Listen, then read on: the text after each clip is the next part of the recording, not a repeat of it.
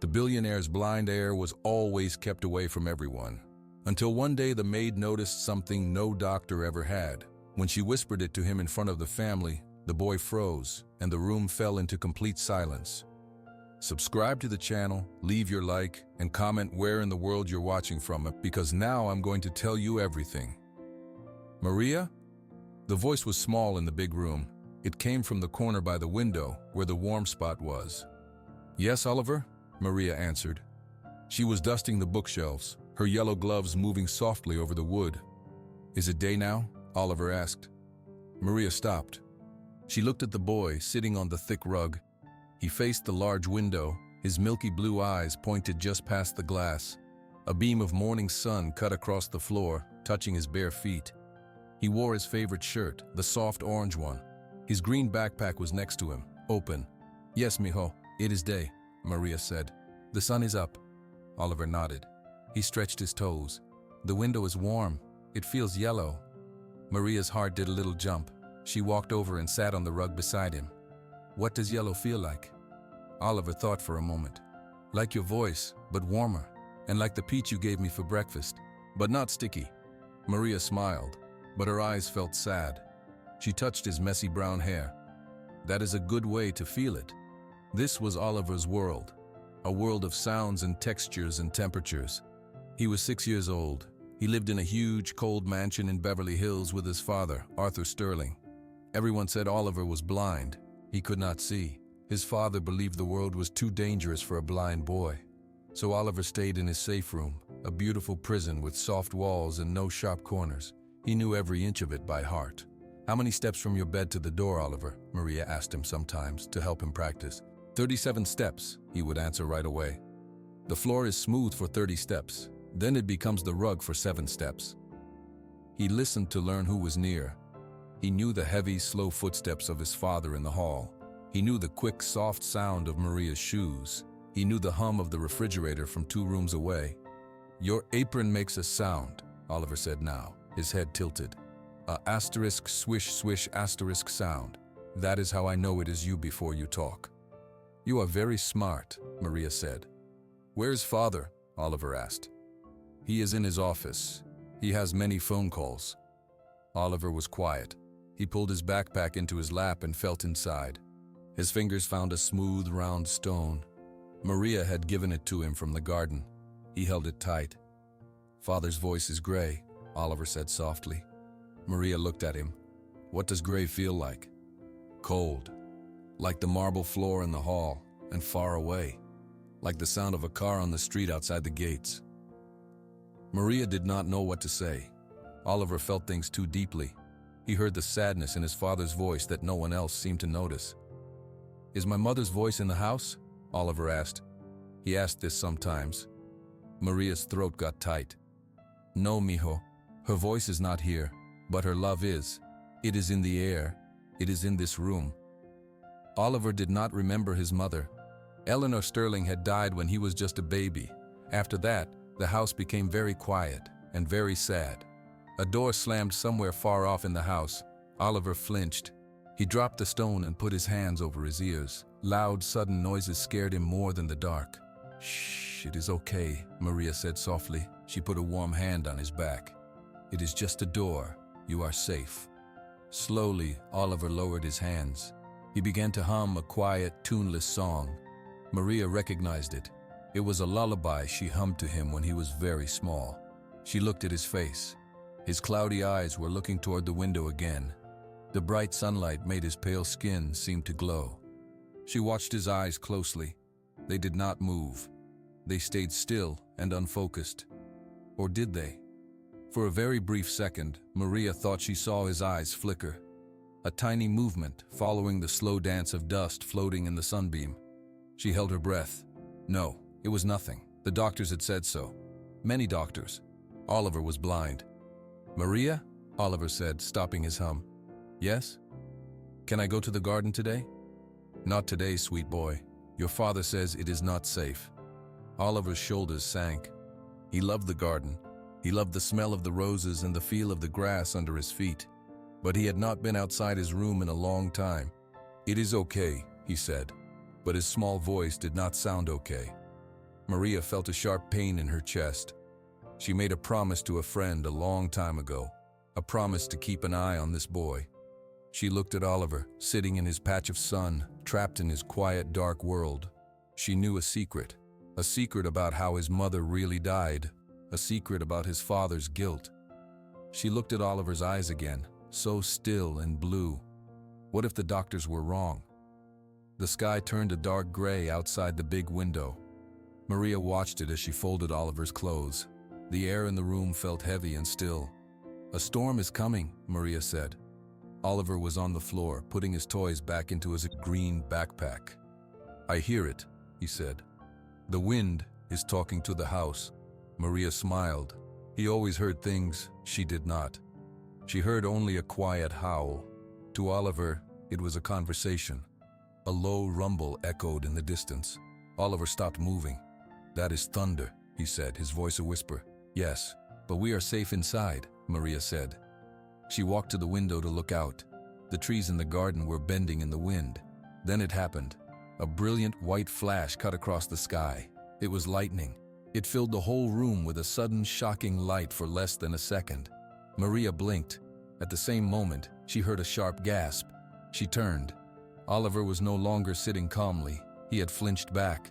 His small hands were up near his face, and his head had turned sharply, directly toward the source of the bright flash, toward the window. Maria's whole body went still.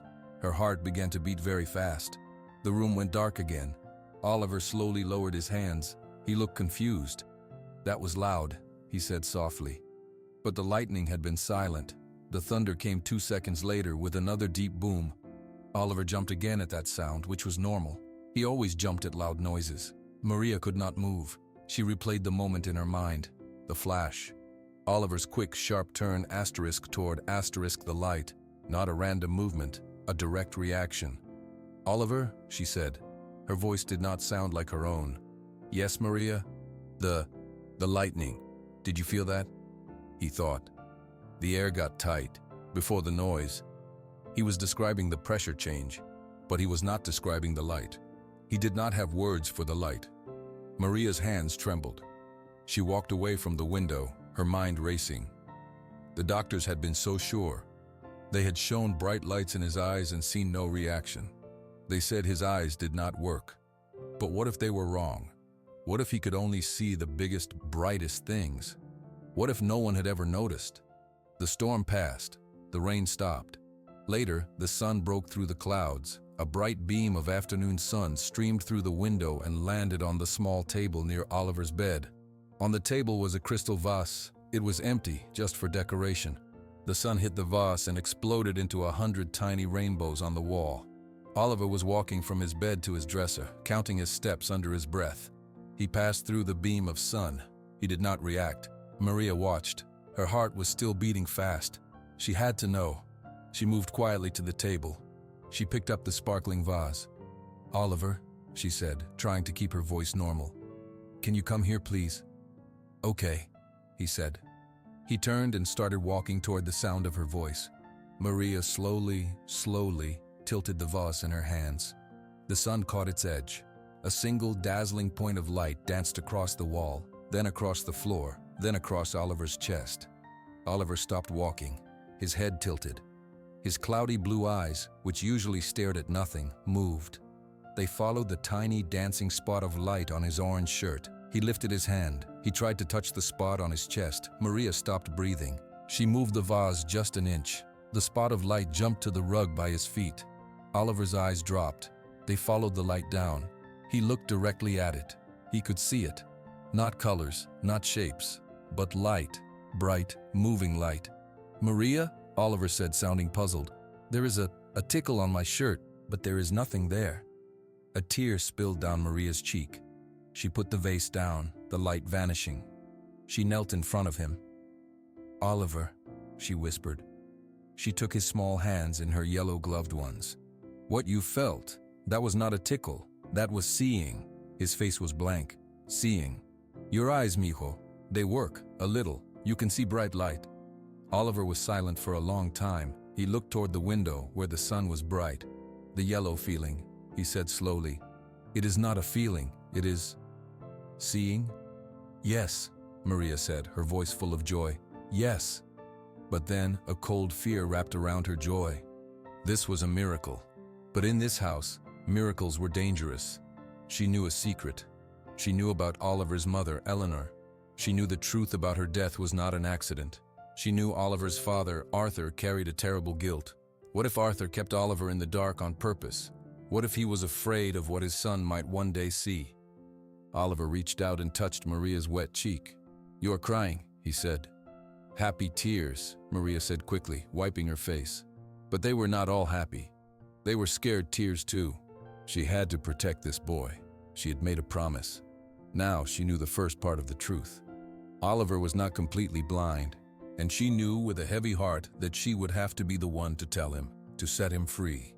But she would have to be very, very careful. Maria did not sleep that night. She sat in her small room in the servants' wing, listening to the quiet house. Her mind would not be still. She kept seeing Oliver's eyes following the spot of light. A miracle. But in this house, miracles felt like a threat. She knew things she had promised never to say out loud. 15 years ago, she had come to work for Eleanor Sterling. Eleanor was kind and full of laughter. She treated Maria like a friend. When Oliver was born, Maria was so happy for the family. But then, the accident started. Small things at Arthur's company. Then, big problems. Eleanor had become worried. She told Maria she was afraid. "Arthur is making choices, Maria," Eleanor had said one afternoon in the garden. Her voice was low. "Bad choices, to save the company. He is in business with a dangerous man." That dangerous man was Victor Croft, Arthur's old friend, now his enemy. Then, one terrible night, Eleanor died. It was called a car accident on Pacific Coast Highway. The police report said it was rain and bad luck, but Maria knew more. Eleanor had called her that evening, her voice shaky. "I found the files, Maria, the real ones. Arthur and Victor, they stole from people. It's all here. I'm taking Oliver and leaving tonight. I'm going to the beach house first to hide the papers." She never made it to the beach house. Arthur was destroyed by grief, but he was also scared. Maria saw it. She heard him on the phone in the days after the funeral, his voice a desperate whisper. "You have to make it go away, Victor. You have the contacts. Make the investigation stop. I'll give you whatever you want." And Victor Croft had, for a price. A very big price that never stopped. Maria believed Arthur did not cause the car crash, but she believed he knew it was not an accident. She believed he let the truth be buried to save his company from ruin. His guilt had turned into a cold, hard fear. He built walls around his son, thinking he was keeping danger out. But the real danger was the secret festering inside the house. The next morning, Maria served Arthur his breakfast in the dining room. He sat at the long table reading a newspaper. He wore a black suit. He always looked tired. "Will Oliver join me today?" Arthur asked without looking up. "He is having his oatmeal in his room, sir. It is his routine," Maria said. "Good. Routine is safe," Arthur said. Maria's hands tightened on the coffee pot. "Sir, the doctor called yesterday for the checkup next month. He said maybe we should try some new tests for Oliver's eyes." Arthur put the paper down slowly. He looked at her. His eyes were like stone. "No new tests. The best doctors in Los Angeles have seen him. The answer is final. It is a tragedy we must accept. I will not have my son poked and prodded for false hope." "But what if there is hope?" Maria said, the words slipping out.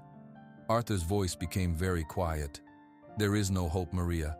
His world is dark. My job is to make that darkness safe, to put soft edges on it. Do you understand?" Maria nodded, looking at the floor. "Yes, sir. His blindness is a condition of this family," Arthur said, more to himself than to her. "A reminder of the price of failure. I will not have it discussed again." Maria understood then. He did not just accept Oliver's blindness. He had built a story around it. A story where Oliver's condition was a punishment for his own sins. Letting Oliver see would break that story. It would force Arthur to face the truth he had buried. Later, she watched from a hallway window as Arthur got into his black car. He looked up at the house, at Oliver's window. His face, for just a second, was not that of a powerful tycoon. It was the face of a man trapped in a prison of his own making. He looked utterly sad. Maria thought of Oliver, sitting in his sunbeam, starting to see light. He was beginning to peek through a keyhole into a world his father had locked shut. If Arthur found out Oliver could see, what would he do? Would he be happy? Or would he be terrified? Would he try to close the keyhole forever? Victor Croft still called. He still demanded money. Arthur was still paying. The secret was a chain around Arthur's neck, and it was pulling him deeper into the dark. Oliver was starting to see light, but the truth he might one day see was far more dangerous. Maria knew she could not let Arthur control this. She could not let the boy's light be snuffed out by his father's fear and guilt. She had to tell Oliver. She had to give him the key to his own world. It was the only way to truly keep him safe. But she would have to choose the moment perfectly. "Oliver, your father would like you to join him for dinner in the dining room tonight." Oliver stopped rocking in his chair by the window. "The dining room?" he asked. He had not been to the dining room in a very long time. "Yes, it is a special night," Maria said. She helped him change from his orange shirt into a clean white one. Her hands were steady, but her mind was not. Tonight was the night. The house was too quiet. Arthur had been locked in his study all afternoon after a tense phone call. The air felt like a held breath. "Is it a party?" Oliver asked. "No, mijo, just dinner with your father. Be very polite, okay?" She led him down the long hallway. Oliver counted his steps under his breath. They stopped at the big wooden doors. Maria could hear the soft clink of silverware inside. She took a deep breath and pushed the door open. The dining room was enormous. A chandelier hung over a table long enough to seat 20 people. Tonight, only one place was set at the far end. Arthur Sterling sat there, wearing a sharp navy suit. He looked like a king in an empty castle. "Oliver, come sit," Arthur said. His voice echoed in the big room. Maria led Oliver to the chair next to his father. The boy climbed onto the tall seat, his feet dangling. He turned his head toward the large fireplace where a low fire crackled. "I hear the fire," Oliver said. "Yes," Arthur said. He did not look at his son. He moved his soup spoon with precise movements. "Maria, you may go." Maria did not move. Her heart was a drum in her chest. This was the only moment. There might not be another. "Sir," she said, her voice barely a whisper. I need to check Oliver's chair. It is not safe." Arthur waved a hand, impatient. Maria knelt on the floor beside Oliver's chair. She pretended to adjust the leg. She leaned close to Oliver. She could smell the clean scent of his hair. She put her mouth right next to his ear. Her words were the softest breath. "Oliver," she whispered, "you can see the light. You are not as blind as they say. Your eyes work a little." Oliver froze, completely. He stopped breathing. His small hands, which had been feeling the edge of the table, lay flat and still. "The light is real," Maria whispered, her lips barely moving. "What you feel is seeing. You can see." Arthur put his spoon down. The sound was loud in the silence. "Maria, what are you doing? What did you say to him?" Maria stood up quickly. She took a step back. Her face was pale. "Nothing, sir. I just fixed the chair." Oliver slowly turned his head. He did not turn toward Maria's voice. He turned toward the fire, the dancing flames. His cloudy blue eyes opened wide. They moved, following the shape of the light, the movement of the fire. He saw it. He really saw it. A strange sound came from his throat, a gasp of wonder. "Oliver," Arthur's voice was sharper now. He stood up from his chair. "What is it? What's wrong?" Oliver blinked. He slowly turned his head away from the fire. He turned toward the large, dark shape of his father standing against the light of the chandelier. He squinted. He was looking at a shape, a face in the shadows. Arthur took a step closer, his own face now in the light. It was a face etched with worry and a deep, permanent sadness. Oliver's small finger lifted. He pointed right at his father. His voice was clear and full of a new kind of understanding. "You," Oliver said. "You look sad." Arthur Sterling staggered back as if he had been struck. He grabbed the edge of the table. His knuckles turned white. He stared at his son, at the finger pointing directly at him, at the eyes that were looking, truly looking at his face. "No," Arthur breathed. "It's not possible."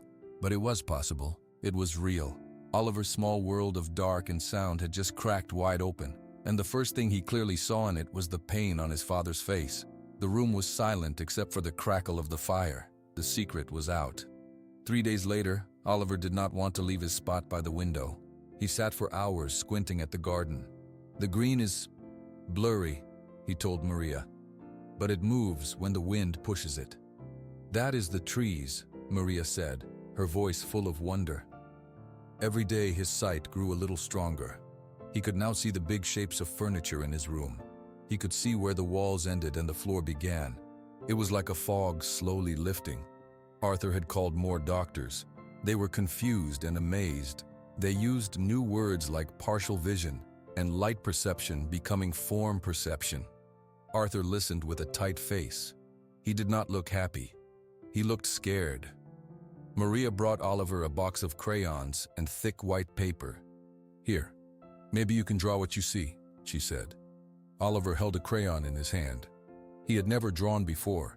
He pressed the tip to the paper and began to move it. He did not look at the paper. He looked out the window, then down at his hand, his brow furrowed in deep concentration. Maria watched him work. He filled the page with a large, wobbly circle for a head. He drew lines for hair. Then, with a yellow crayon, he carefully colored a big shape below the head. "What are you drawing, mijo?" Maria asked. "The lady," Oliver said simply. "What lady?" "The one in my room sometimes, at night. She is yellow." He picked up a red crayon and made a small mark on the yellow shape. "Here is a red flower." Maria's breath caught. She stepped closer. The drawing was the rough, earnest work of a child, but it was clearly a woman in a dress, a yellow dress with a red rose on it. Eleanor's favorite dress had been yellow. She always wore a single red silk rose pinned to it. Tears filled Maria's eyes. Oliver had never seen a picture of his mother. Arthur had put all the photos away. "Do you know her name?" Maria whispered. Oliver shook his head. "No, she is quiet.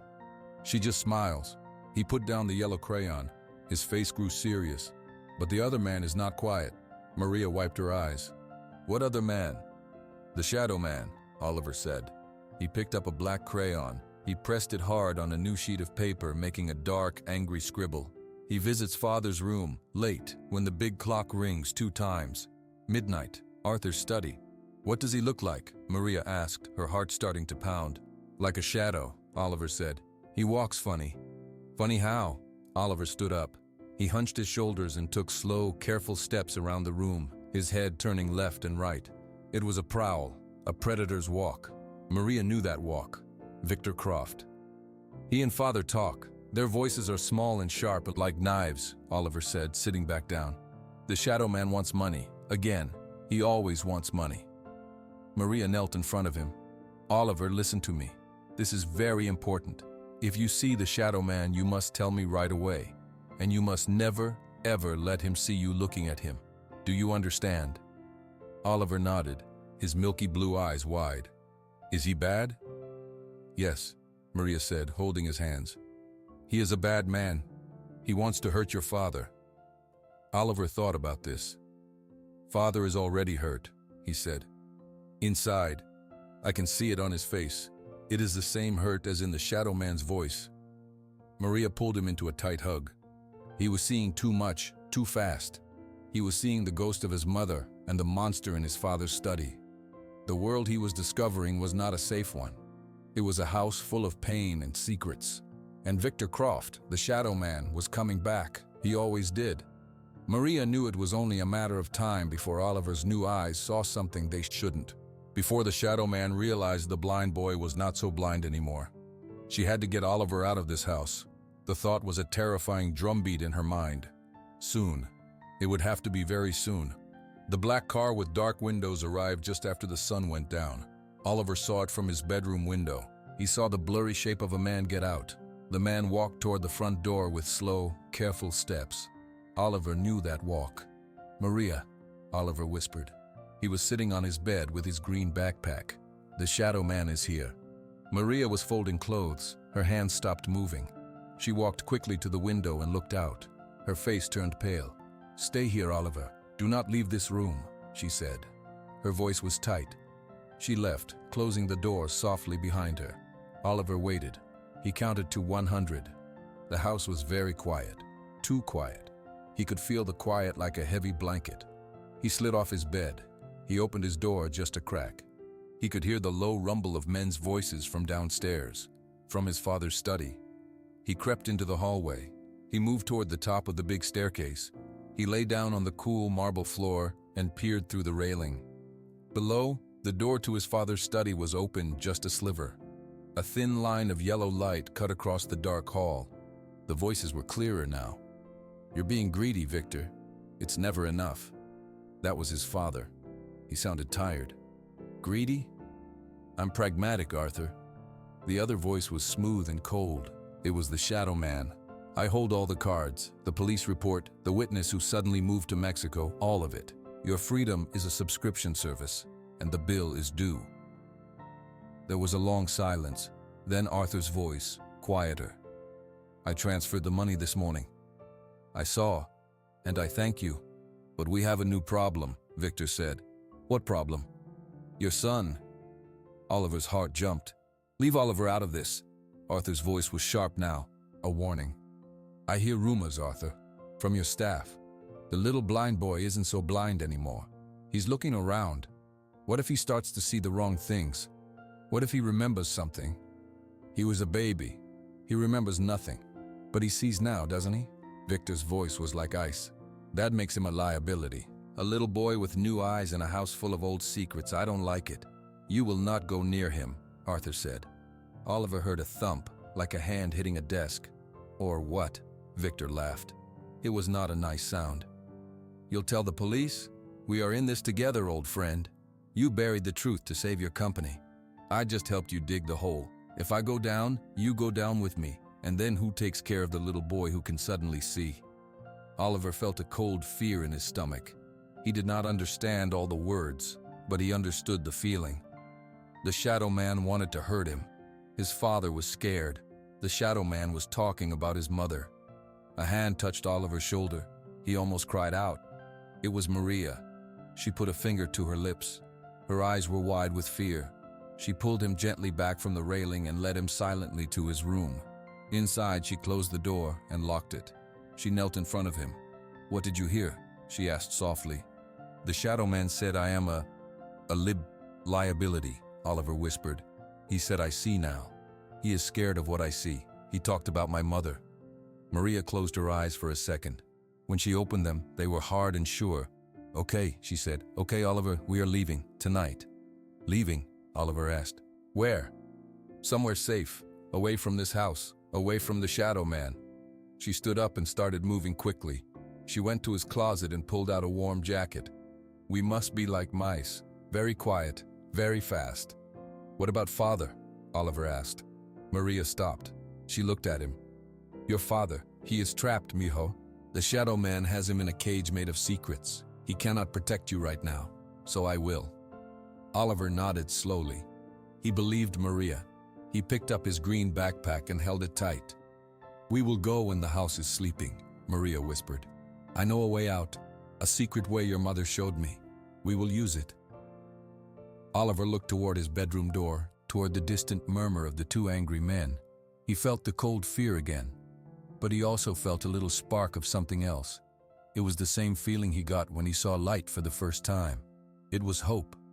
The big house was finally quiet. The only sound was the soft hum of the refrigerator far away. Oliver sat on his bed, fully dressed. He held his green backpack on his lap. Maria had changed out of her blue uniform into dark pants and a dark sweater. "Is it time?" Oliver whispered. Maria looked at the clock. It was the middle of the night. "Yes, it is time. Remember, we are like mice." She walked to the big bookcase against the wall. It was filled with old books Oliver had never read. He watched her, squinting in the dim light from his nightlight. He saw her reach for the side of the bookcase. She pushed hard. Her face strained. With a low groan, the heavy bookcase swung forward. It was not attached to the wall. Behind it was a dark opening. Oliver's mouth fell open. "A door? A secret passage," Maria said, breathing fast. "Your mother showed it to me, a long time ago. She said it was for emergencies." She picked up a small flashlight and clicked it on. "This is an emergency, come." Oliver slid off the bed. He walked to the opening. The air from inside smelled like dust and old wood. It was a black hole. "I am scared," he said, his voice very small. "I am scared too," Maria said. She took his hand. "But we are more scared of staying. Your new eyes need to see the real world, not this sad house. Ready?" Oliver nodded. He tightened his grip on her hand. They stepped into the darkness. Maria pulled the bookcase closed behind them. The click was final. They were in a narrow hallway inside the wall. Maria's flashlight beam bounced ahead, showing a path that sloped down. "Step carefully," she whispered. "Hold the wall." Oliver put his free hand on the wooden wall. It was rough and covered in dust. He could see the beam of light, but everything else was shapes of black and darker black. His eyes were not good in the dark yet. He trusted his feet and Maria's hand. "Where does it go?" Oliver whispered as they walked. "To the garden. There is an old door hidden behind the rose bushes. Your mother loved to sneak out that way." They walked for a long time in the quiet dark. Then the path ended at a wooden door. Maria pushed it. It stuck. She pushed harder with her shoulder. It opened with a loud crack. Cool, fresh air washed over them. They were outside.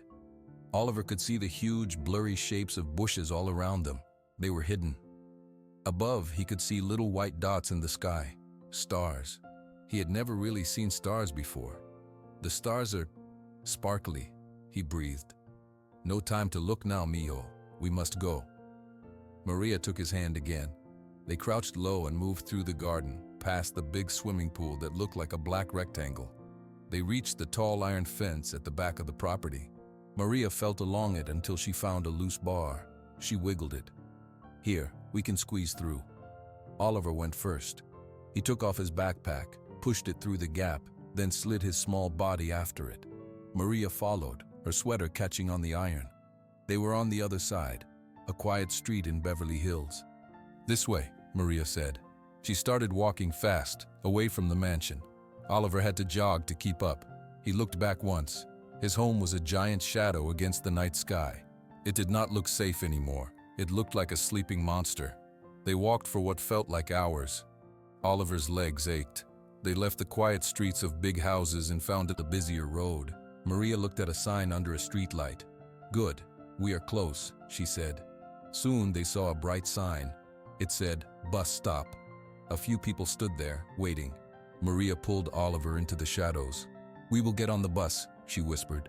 "We will go to a different part of the city. We will be quiet and small, okay?" "Okay," Oliver said. He was tired, but his heart was beating fast. He was not in his quiet room. He was in the big, loud world. He could hear cars. He could see their moving lights. He could smell food from somewhere. A bus with a glowing number on the front rumbled to the stop. The doors opened with a hiss. Maria took a deep breath. She squeezed Oliver's hand. "New adventure," she whispered. Together, they stepped out of the shadows and climbed onto the bus. The doors closed behind them. The bus doors hissed shut. The engine grumbled and the bus started to move. Oliver stared out the window. The world was a blur of moving lights and dark shapes. It was so big. Maria kept her arm around him. "Where are we going?" a woman across the aisle asked. She had a kind voice. "To visit family," Maria said quickly. She smiled, but it was a tight smile. They rode the bus for a long time. Oliver watched the lights go by. He saw tall buildings. He saw bright signs for shops and restaurants. Everything was new. Everything was a little scary. He held his green backpack on his lap. Finally, Maria stood up. "This is our stop."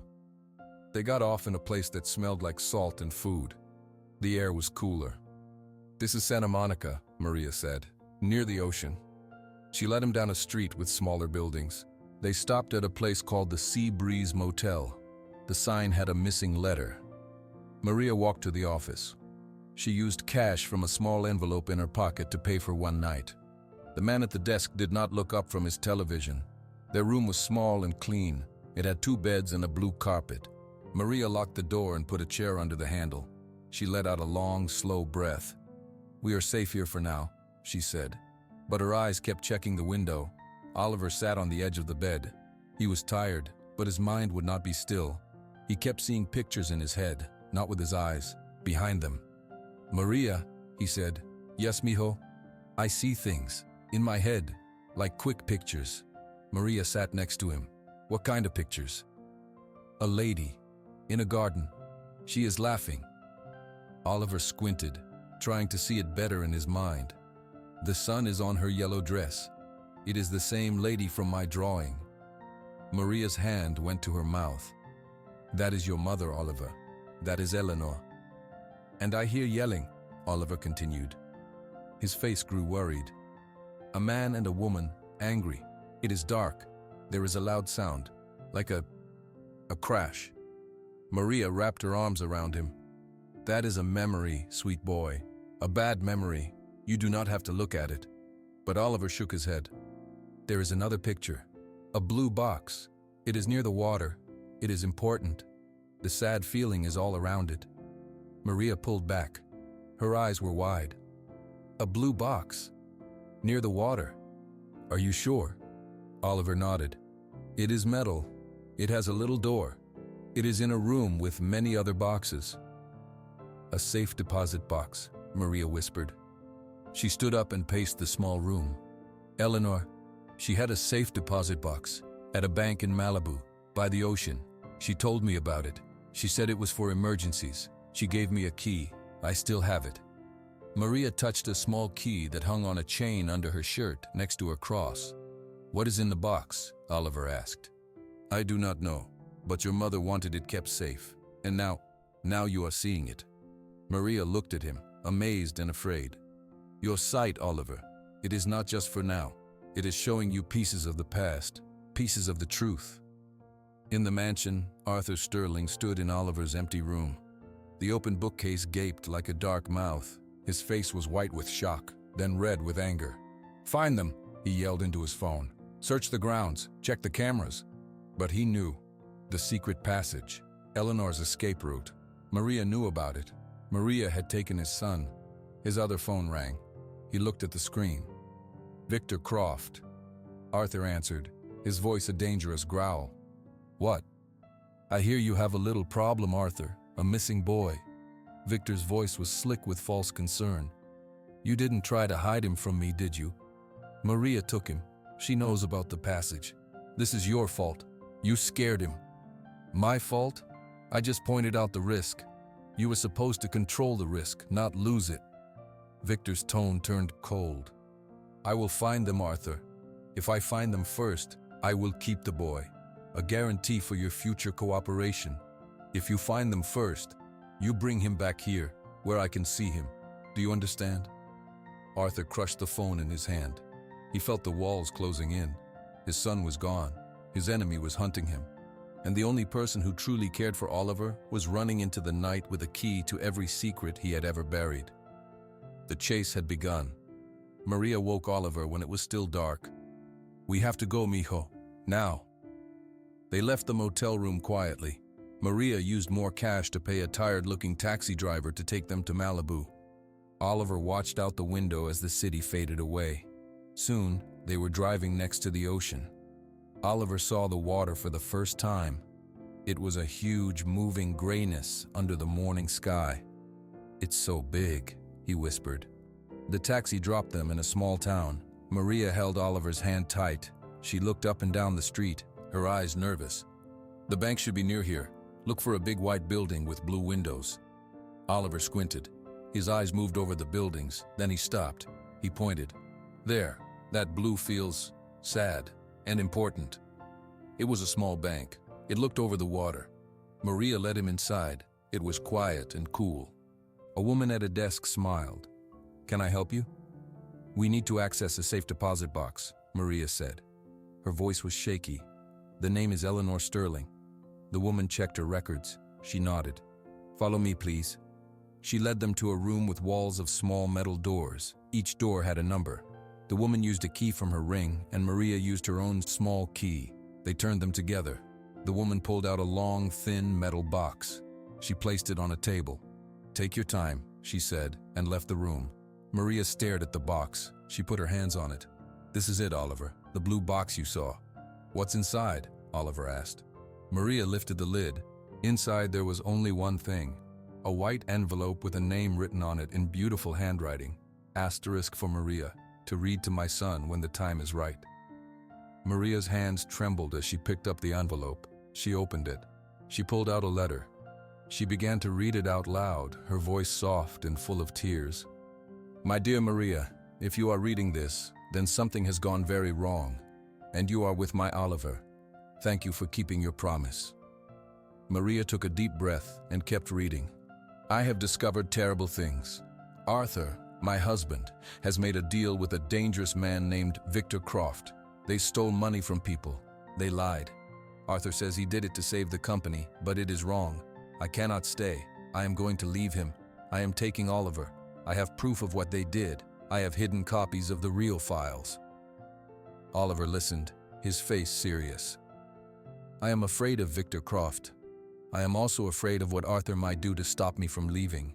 He is so scared of losing everything. But I must be brave for Oliver. If I do not make it, Maria, please tell my son I loved him more than anything.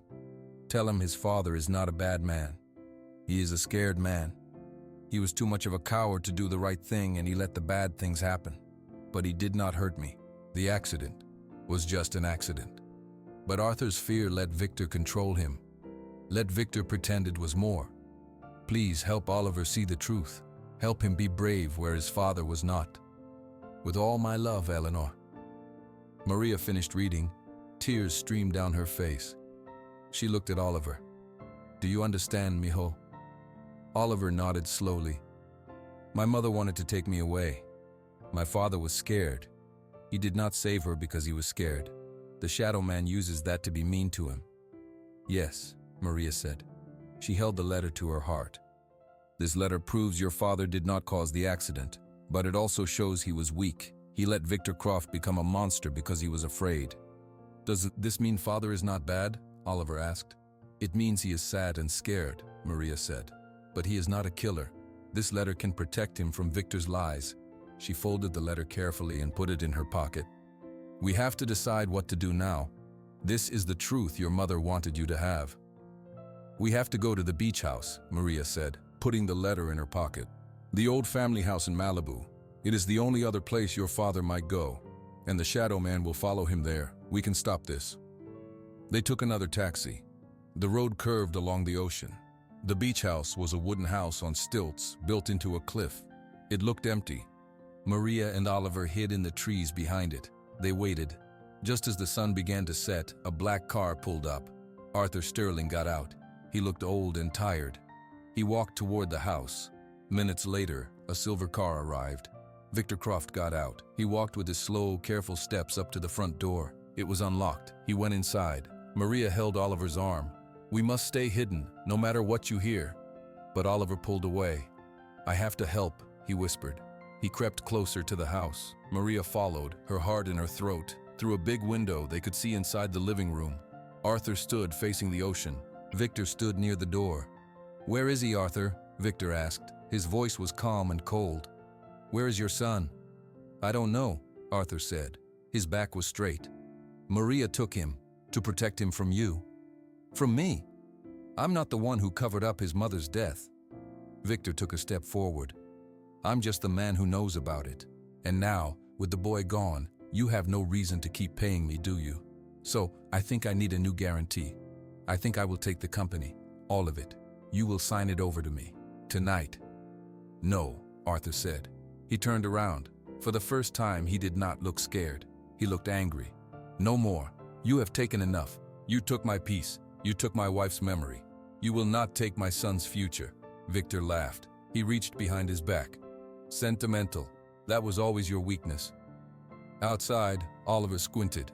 The room was getting dark. But to Oliver, the dark was not complete black. He could see shapes. He saw the dark shape of Victor. He saw the man's hand move. He saw a small, hard shape come out from behind his back. The shape was metal. It gleamed in the last bit of light from the window. A gun. Oliver did not think. He jumped up. He put his hands on the window and shouted as loud as he could. Dad, gun! His voice was clear and sharp. It cut through the glass. Arthur reacted instantly. He lunged at Victor just as Victor was turning toward the window. Arthur tackled him. The gun flew from Victor's hand and skittered across the wooden floor. They fought, rolling on the ground. Maria ran to the front door and threw it open. "The police are coming!" she screamed. It was a lie, but it worked. Victor shoved Arthur off and scrambled for the gun, but Arthur was faster. He grabbed it first. He pointed it at Victor, his hands shaking. Sirens sounded in the distance. Someone in another house had heard the shout and called. The police arrived. They saw Arthur holding the gun on Victor. They saw Maria and Oliver in the doorway. They took the gun. They listened as Arthur talked fast, telling them about the blackmail, about Victor's threats. Maria handed them the letter from Eleanor. She told them everything. Victor Croft was taken away in handcuffs. He did not look slick anymore. He just looked angry and small. Arthur dropped to his knees on the floor. He was crying. Oliver walked over to him. He put his small hand on his father's shoulder. Arthur looked up. He really looked at his son. He saw Oliver's milky blue eyes looking back at him, seeing him. "I am so sorry, Oliver," Arthur whispered. "For the dark, for the lies, for everything." "It's okay," Oliver said softly. "The letter says you were scared. Not bad." Arthur pulled his son into a tight hug. He held him for a long time. Maria stood by the door, watching them, her own tears drying on her cheeks. The next morning, the three of them stood on the beach. The big mansion in Beverly Hills was not a prison anymore. It was just a house. They would decide what to do with it later. The sky over the Pacific Ocean turned pink and orange and gold. Oliver stood between Maria and his father, holding both of their hands. He watched the sun come up over the water. He saw the bright light spread across the waves. He saw the seagulls flying as black shapes against the colorful sky. He saw it all with his own eyes. He was not blind.